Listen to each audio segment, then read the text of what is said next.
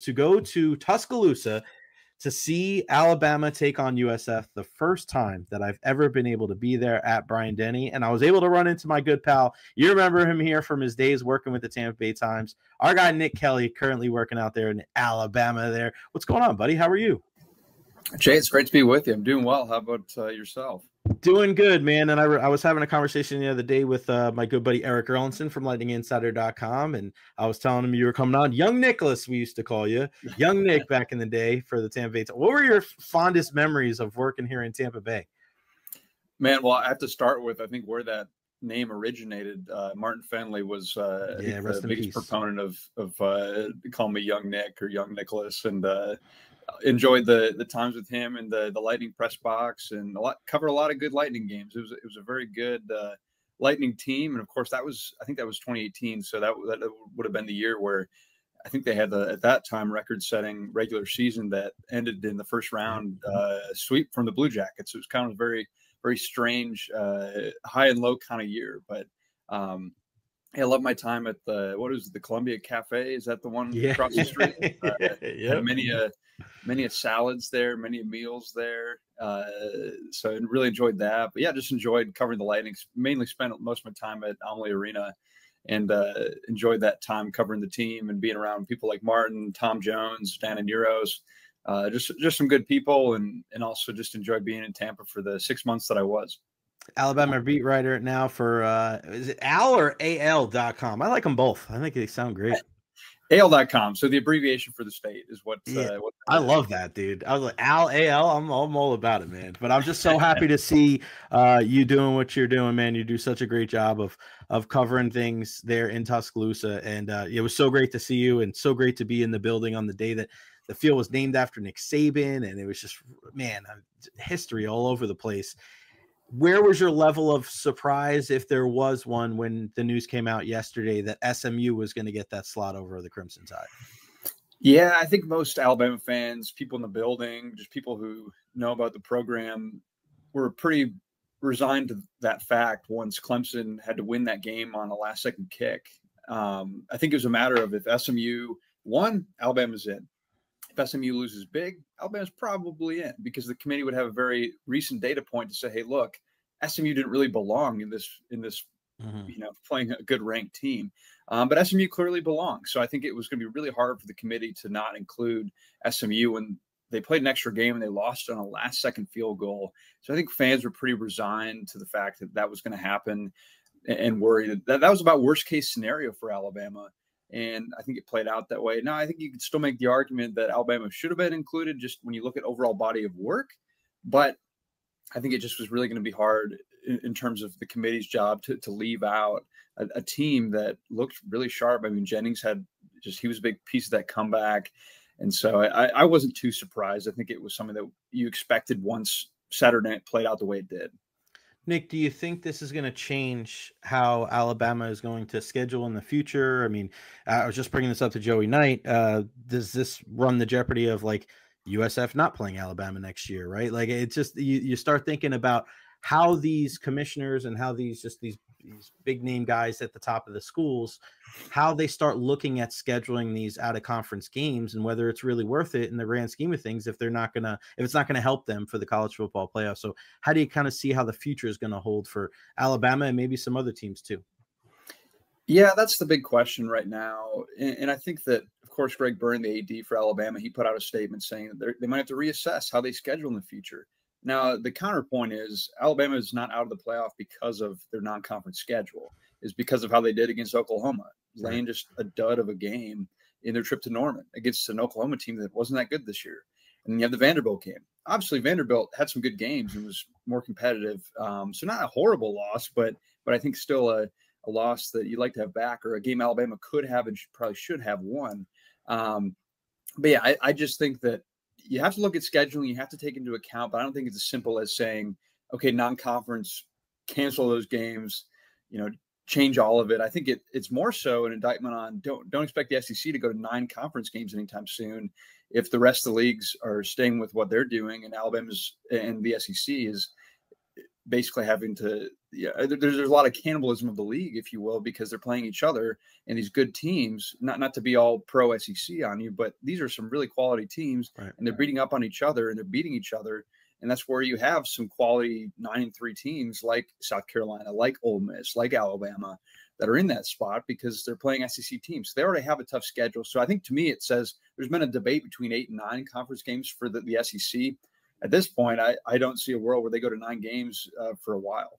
Yeah, why cannibalize yourself even further, right? if you don't have to, man, because even teams like, I mean, I thought in the middle of the season, like Florida's not going to win another game. There's just no chance. I mean, they just look so awful, but you start looking at some of the young talent that they have. You're able to bring a guy like DJ Lagway in, and then all of a sudden you're looking like they beat that team and they beat Ole Miss, and you're just like, and we look in the beginning of the season, you look at how many points that Jackson Dart's putting up with that Rebels offense. You're like, who the hell's going to stop with these guys? And then they're a second-tier team.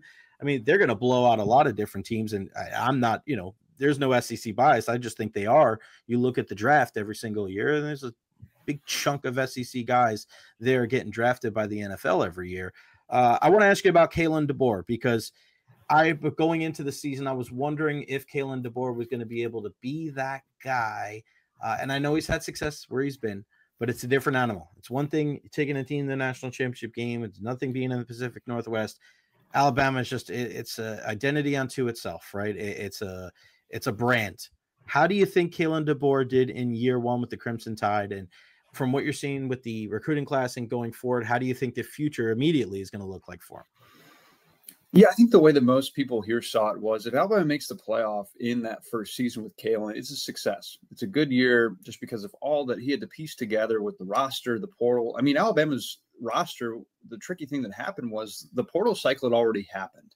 Then Nick Saban retires, portal opens back up, and it doesn't open back up for every other team except for the teams that lost their head coach, so Washington and Michigan at that point. So Alabama didn't have a lot of places to add talent from because a lot of it was picked over at that point. And then Kalen had to put his staff together in January, February. So, I mean, that's tricky. Coaches do it. It's part of the business. But that's certainly a difficult spot to be in when you're trying to build a top contender. So this is kind of a bridge year. This is kind of a year where, hey, if you make the playoff, it's a success. But less than that, maybe not a success, maybe not what you want. So I think it is a disappointing first year from that standpoint. But it doesn't mean – I think two things to be true at once. You can say that, yes, disappointing first year under Kalen DeBoer, but you can also say that doesn't mean it's going to be bad for 4 years or 5 years or whatever it might end up being. I mean, they're bringing in, I think last I checked, the number 2 recruiting class in the country. So they've got recruits coming in. They've got guys on the roster. They've got talent. Now they can go play with the rest of the team, so to speak, and add talent in this portal cycle. They can go get guys this month. And I think that's a big difference maker for Alabama from where it was last year. So I think the jury's still out to an extent on Kalen DeBoer. We'll see if it works. I would tend to think it would work because he has won everywhere he's been. But at this point, we also did not see Alabama make the playoffs. So it's something that we'll have to see how it plays out. It's tough to win the SEC, as we talked about. It's tough to recruit in the SEC. But so far, the recruiting's working out pretty well. So that's always a good sign when you're trying to build a program. Nick, what do you make of Jalen Milroe? I thought it was so wild last year where it seemed like Nick Saban was just trying to prove a point. Like, oh, you don't think Jalen Milroe's the guy? We're going to go with 2 other guys and we'll see what you – and it was one of the uglier football games of the year when Alabama came here to play USF. But you saw it in certain games this year. He was just unbelievably dynamic. He can win these games with his arms, with his legs. And then sometimes, he left a lot to be desired. Maybe the pocket presence wasn't as good as it needed to be. What do you make of Jalen Milroe in his time with Alabama? Is he going to play in the bowl game, and who's going to be the guy under center kind of moving forward? Yeah, he's kind of got a complicated legacy here at Alabama. I think that if he had come before the Bryce Youngs, Tua Tagovailoa, Mac Jones of the world, Jalen Hurts as well, we might view him a little bit differently. But I think that because just such a high bar for quarterbacks in Tuscaloosa, I think fans maybe lose sight of the good things he did do. But he has been up and down. Consistency has been an issue for him at times. But when he's good, he's fantastic. I mean, he's usually the best athlete on the field. I mean, he can throw the deep ball. He can make some throws. But when he's not good, He's turning the ball over. He's making mistakes. He's not looking as settled. And so I think it's been a mixed bag for him, but he can be really good. And that's where I think that has been maybe a little disappointment, and is that you see his ceiling, you see how good he can be. He doesn't always hit it. So I think that's been kind of the disappointment for him. But also he won the SEC last year. He beat Georgia, who hadn't lost in 2 years. In Atlanta, he beat them. And I mean, they went to the Rose Bowl. He got him to the playoff. I mean, he's had a lot of success. Mm-hmm. Just again, at Alabama, the standard is kind of ridiculous, frankly. As far as him playing the bowl game, not sure on that. I could see it going both ways. I could see potentially him want to play in it and try to boost his draft stock more. I could see him not playing it just to preserve that. Just because, I mean, just to be frank, no offense to the ReliaQuest Bowl, but it's just when this team's so used to being in the playoff, it might make sense for guys not to participate if they're looking out for their individual future. And of course, that might sound selfish, but I don't blame guys. I mean, it's one of those things where you have to do what makes sense for you. So we might see Jalen in that game. We might see Ty Simpson. It also could be a good chance for Alabama to see what else it has at quarterback, just because I think either way, Jalen Milroe probably will not be the starting quarterback for Alabama next year. Good chances are he goes out for the draft. I think some team's going to fall in love with him and take him high in the draft because he's got some crazy good measurables. So we'll see what happens. But one thing I meant to mention, Jay, was the last time that Alabama was at Raymond James, it was that USF game in the rain, which, I mean, did not go well. I think, frankly, when you talk about changing non-conference schedule, everyone's thinking about the Power 4 games, but USF has given Alabama some trouble the last two seasons. So there were some kind of jokes that Alabama might want to try to get out of that third game that I believe is in 2025 or 26. Yeah. I think it's 2 years, yeah. So anyway, it's Alex Golesh and that Bulls squad has given Alabama some trouble. So I think Alabama will look to have a better outcome, and they won, back in 23, but it was an ugly game. So it's we'll see what happens, but I think Alabama is looking to right the ship, no pun intended, at Raymond James. Yeah, it's funny you say that, because when I was in the bathroom at Bryant Denny, I think it was at halftime, one of the Alabama boosters came in and he looked at me, he was like, "Yeah, that Golesh, man, he's a pain in the ass. Remember him in Tennessee? We might have to get rid of that other game in a couple of years." So it was definitely that sentiment of like, yeah, if Byron Brown hits those 2 deep shots early in the game, you never know. Like, you never know what that game's. Alabama eventually pulled away, just the clear class in that contest. So yeah, going back to that. So percentage-wise, Jalen Milroe playing in the ReliaQuest Bowl, probably pretty low then, you would think, right? Yeah, I would lean toward no, but then again, Bryce Young 2 years ago in the Sugar Bowl, when Alabama was out of the playoff and he was set to be a high-round draft pick, he played in it. So we'll see. I mean, I'm not ruling it out, but I guess my guess would be he doesn't. But again, maybe it's 50-50 at this point if we're looking at percentages. Yeah, it's probably up in the air, because we saw last year in the ReliaQuest Bowl, LSU was here. Jaden Daniels didn't play. He was just running up and down the sideline like a maniac, which is pretty funny to see. But yeah, I guess the overall status of the program in the college football playoff. I mean, it's weird that they're not going to be in there. Who do you think is the favorite? Who's the team that you're keeping an eye on that could go the whole way? I think you have to look at Georgia. One, Kirby knows how to win. He has a program that knows how to win. They've been inconsistent. They've not been maybe the Georgia we saw the last 2 seasons. But also, you just have to look at path. I mean, without having the exact bracket in front of me, Georgia's path is not that difficult. So I think there's definitely a way there. Now, Carson Beck, there were some reports today that he suffered an injury that could keep him out. So I think that's something to monitor. But Georgia's got some dudes. They know how to win. I mean, they're a team to look at. And then you got Oregon, too, maybe the best team. I mean, they're ranked number 1, but one of the few teams that really has not had as many issues with inconsistency as some teams have in college football this season.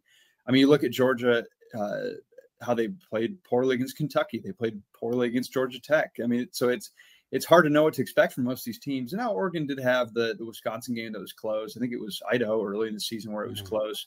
But if you look at, if there's a team I'm trusting most right now, it's probably Oregon. But then again, I like Georgia's path. Yeah, it's funny you say that, Nick, because when you look at these college football players, anytime you see playoffs like this, you're always trying to look for somebody outside of the number 1 seed, right? But then at the end of the day, if they win the national championship, we're like, it was right there in front of our face the entire time, and we just kind of went against it. Nick Kelly, AL.com. I appreciate you, brother, so much. Keep up the great work. You have a bunch of fans here in the Tampa Bay area from your time here. Man, you've done such a great job, and it's such a joy to follow you and to see you do such great things. Keep in touch. Have a good holiday if I don't talk to you, and appreciate your time. We'll talk to you soon. Hey, Jay, great to chat with you. I thoroughly enjoyed my time in Tampa and getting to meet folks like yourself. And yeah, excited to come back. It's going to be fun here in a couple of weeks. So thanks for having me. You got it, pal. Talk soon. Thanks, Nick.